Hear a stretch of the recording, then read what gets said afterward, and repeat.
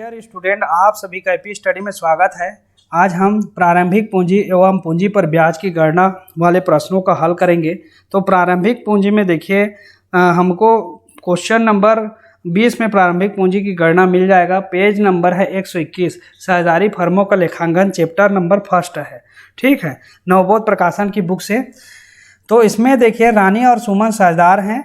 उनकी पूंजी 80,000 रुपये और 60,000 है। रानी ने 10,000 रुपये एवं सुमन ने 15,000 रुपये निकाले। ठीक है, वर्ष का लाभ पूंजी पर ब्याज लगाने के पूर्व कितना था? 50,000 था। रानी और सुमन 3:2 के अनुपात में लाभ हानि बांटते हैं। पूंजी पर ब्याज की गणना 12% प्रतिवर्ष की दर से 31 मार्च 2016 को समाप्त होने वाले वर्ष के लिए कीजिए। इसमें क्या बोल रहे हैं, हमको सिर्फ जो है पूंजी पर ब्याज की गणना करनी है। ठीक है, पूंजी पर ब्याज की जब गणना करेंगे तो हम देखते हैं कि प्रारंभिक पूंजी पर ब्याज की गणना कहाँ पे करनी है। हमको हमेशा याद रखना है प्रारंभिक पूंजी पर, मतलब वर्ष के प्रारंभ में जो पूंजी होता है उसी पर हमको पूंजी की पर ब्याज की गणना करनी होती है। क्लियर हो गया? तो यहाँ पर देखिए हमारी ये वर्ष के प्रारंभ का पूंजी है कितना है? 80,000 और ये 60,000। यहाँ पर प्रश्न में देता कि 31 मार्च 2016 को पूंजी 80,000 और 60,000, तो ये अंतिम पूंजी हो जाता।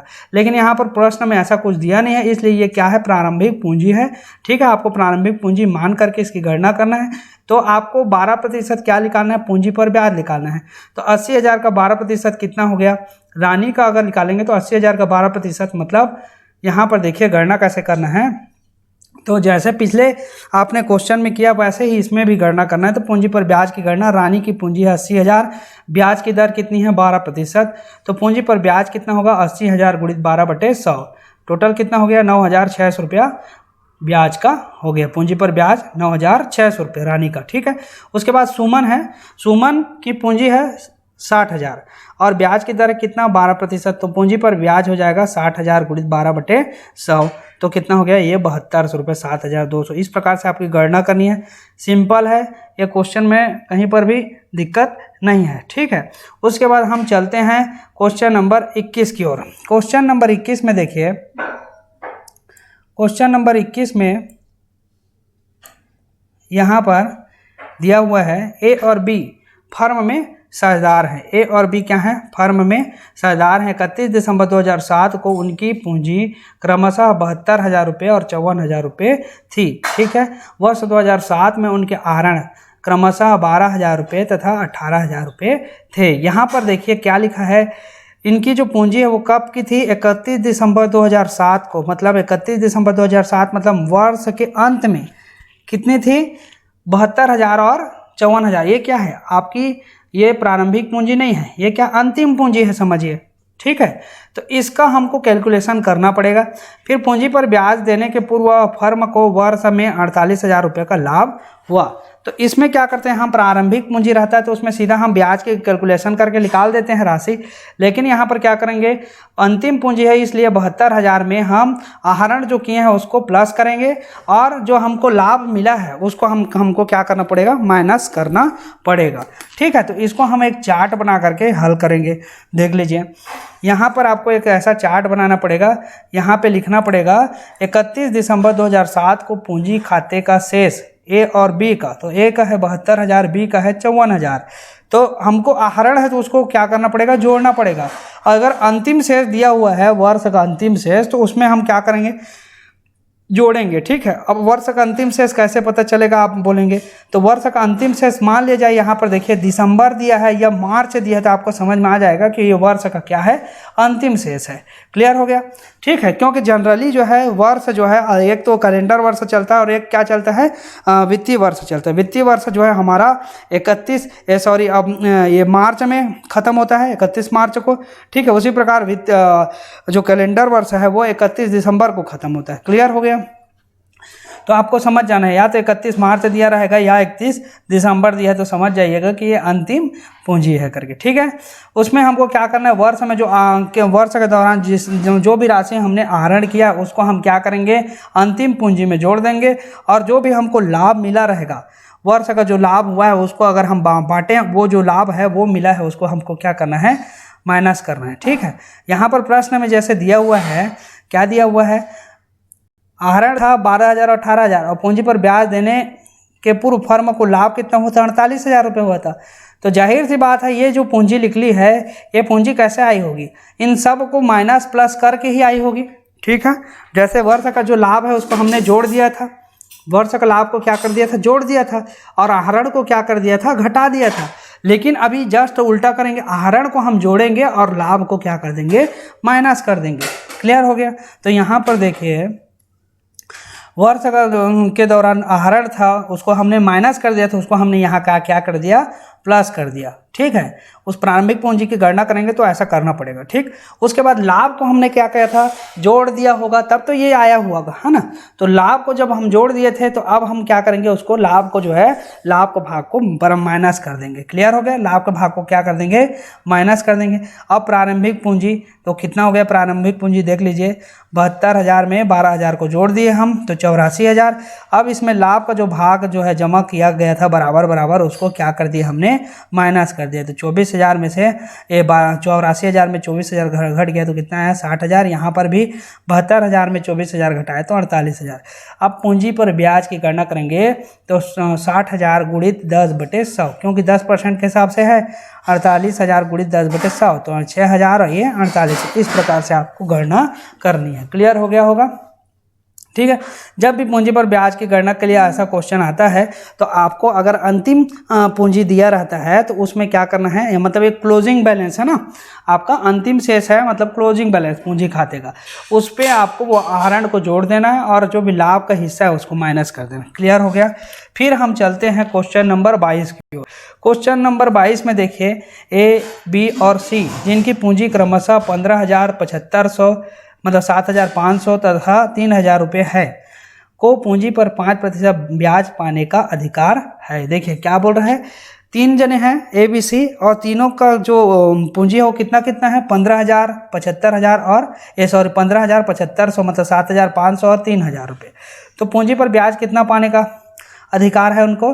5%। वर्ष का लाभ ब्याज देने के पूर्व कितना है? 1,500 रुपये। ठीक है, स्पष्ट कीजिए कि लाभ का विभाजन किस प्रकार होगा।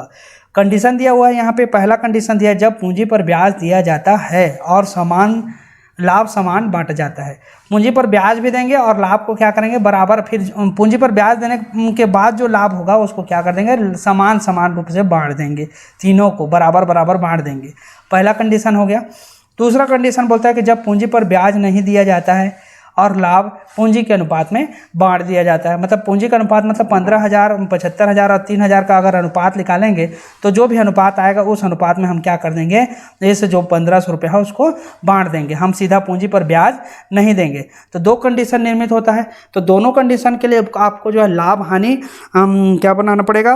लाभ हानि नियोजन खाता बनाना पड़ेगा। ठीक है, profit and loss appropriation account बनाना पड़ेगा। देखिए तो 22 नंबर क्वेश्चन का पहला जो कंडीशन है वहाँ पर लाभ हानि नियोजन खाता जब ऐसे बनाएंगे तो यहाँ पर देखिए शेष लाया गया करके हम 1,500 डाल दिए। अब पूंजी पर ब्याज अगर दे रहे हैं, पहला कंडीशन में बोल रहा है कि पूंजी पर ब्याज हमको देना है तो ए, बी, सी डाल दिए पूंजी पर ब्याज खाता से, और यहाँ पे पूंजी पर ब्याज देंगे कितना? 5% बोल रहा है। तो 15,000 का 5% अगर निकालेंगे तो 7,500 होता है। यहाँ पर देखिए कैसे निकालेंगे पूंजी पर ब्याज? तो पिछले में क्वेश्चन में तो आपने जाना ही है। तो यहाँ पर देख ले 15,000 का 5% निकालेंगे तो कितना होता है? 7,500। और उसके बाद 7,500 का अगर 15,000 का 5% कितना होगा? 750 रुपये, सॉरी है ना, 750 रुपये होगा। फिर उसके बाद 7,500 का 5% निकालेंगे तो कितना आ जाएगा? 375। और उसके बाद यहाँ पे 3,000 का 5% निकालेंगे तो 150 रुपये हो जाएगा। क्लियर हो गया?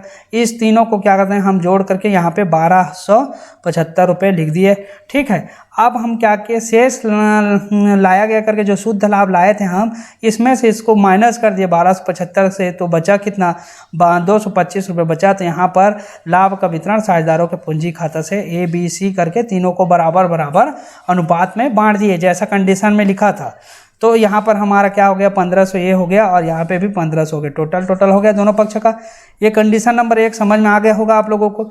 अब देखिए पहले क्या किए हम, पूंजी पर ब्याज दे दिए। तो पूंजी पर ब्याज कैसे निकालते हैं, तो पूंजी है उसमें से हमने 5% करके, तो ए की पूंजी में 5% करके निकाला तो 750 रुपया है, बी की पूंजी से 5% निकाले तो 375, और सी की पूंजी से निकाले तो 150 रुपया है। तीनों को जोड़ दिए तो 1275 रुपया हो गया। अब इसमें क्या करेंगे, 1500 में से 1275 माइनस के बचा कितना, 225। 225 यहाँ पर लिख दिए और यहाँ पर लिख देंगे लाभ का वितरण साझेदारों के पूंजी खाता से। ए बी सी तीनों को बराबर बराबर बांट दिए कंडीशन नंबर फर्स्ट के आधार पे। अब दूसरा कंडीशन कहता है कि पूंजी पर हमको ब्याज नहीं देना है, पूंजी पर हमको ब्याज नहीं देना है और उसको जो है पूंजी के अनुपात में बांटना है। तो पूंजी का अनुपात आपको निकालना पड़ेगा। तो पूंजी का अनुपात 15,000, 7500 और 3000 इसमें काट दीजिए। ठीक है, 2 2 शून्य तो कट जाएगा, है ना।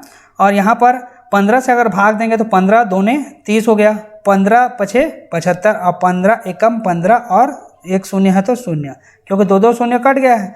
अब यहाँ पर आपका क्या निकल गया, ये अनुपात निकल गया। कैसे निकालना है अनुपात, समझ में आया।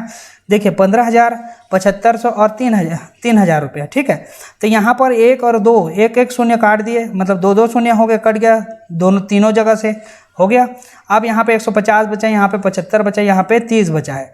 अब हम एक ऐसी संख्या से भाग देंगे जो तीनों से चला जाए, मतलब तीनों का जो है वो भाग चला जाए। ठीक है, तो ऐसी संख्या तो क्या 15 है, तो 15 दोने यहाँ पर 2 लिख दिए, 15 दोने करके 2 आ गया, 15 पछे हो गया 5 आ गया, और 15 एकम और ये एक शून्य और बचा था उसको यहाँ, तो ये क्या 10, 5 और 2।